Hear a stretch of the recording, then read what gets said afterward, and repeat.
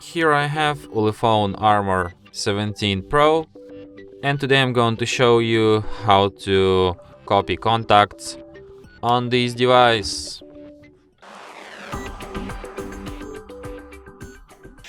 So firstly you have to open Contacts application, which you have pre-installed on your device. Then go to the Fix and Manage section. Select Import from SIM, because like today we're gonna import copy contacts from SIM card to our device. That is what it's all about. So here you can select which contacts you want to import. It could be like you can import some of your contacts, or you can just select them all and then just tap import. And after that, these 3 contacts will appear on your device, not only on your SIM card. So yeah. And that's it. Thanks for watching.